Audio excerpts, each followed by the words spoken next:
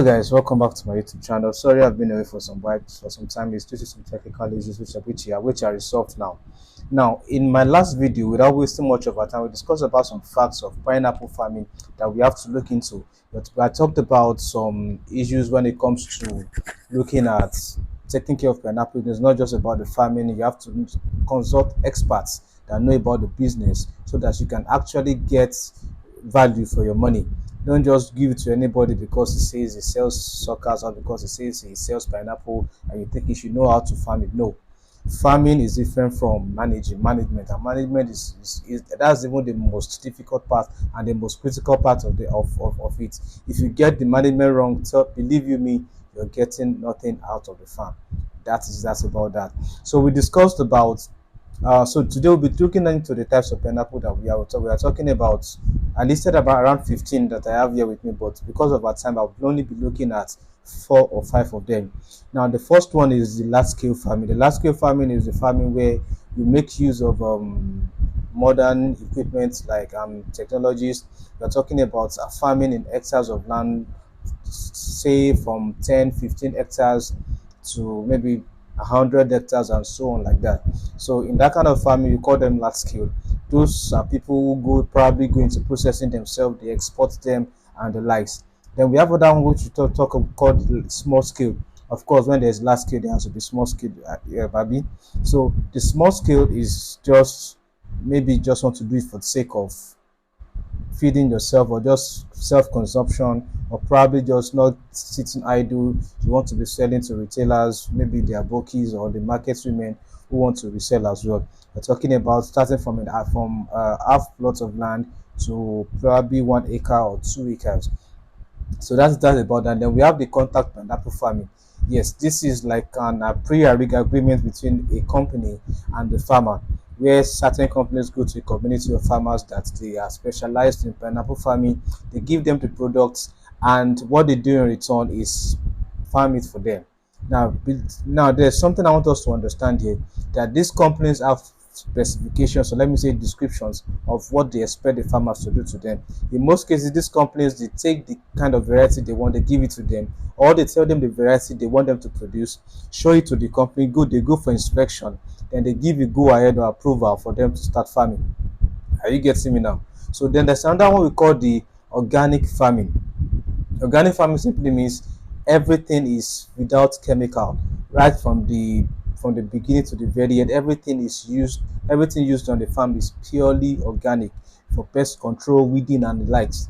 It is purely organic. I believe that one is straightforward. Then we also have another one that we called integrated farming.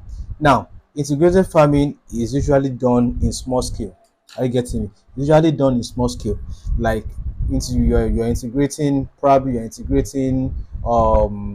your pineapple farm with livestock, fish farming, and maybe even crop a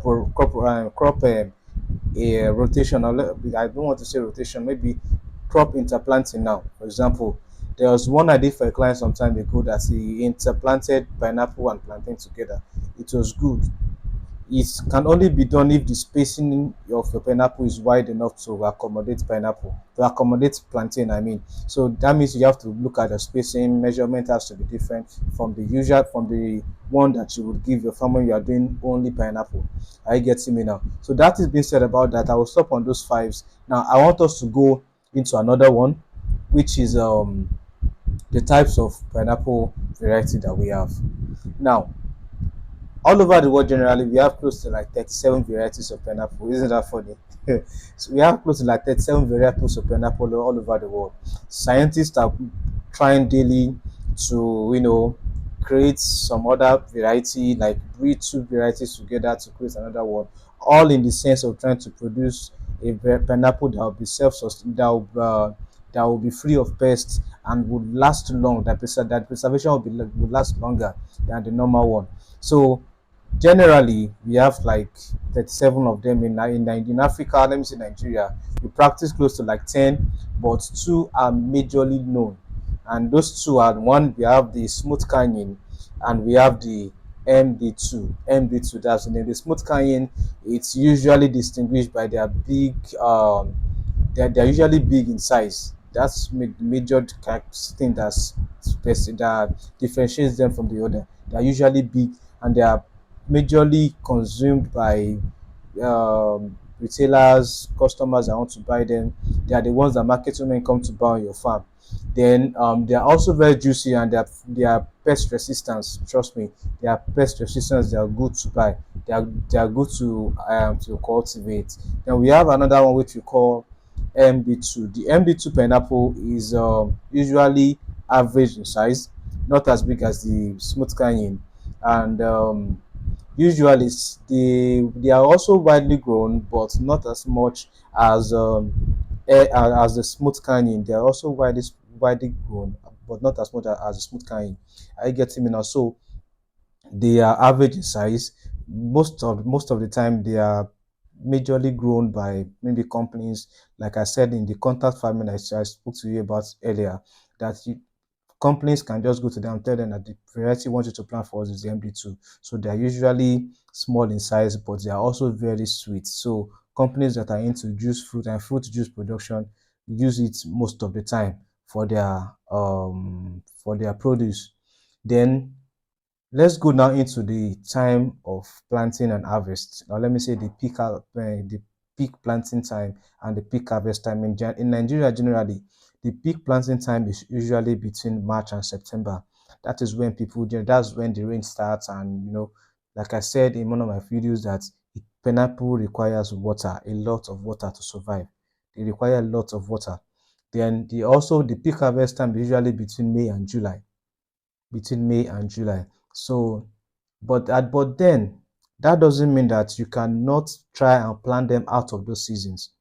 It only means that one, there has to be water, constant water supply on your farm, where they can actually survive. And there's something we call what do I call it now? Staggered farming.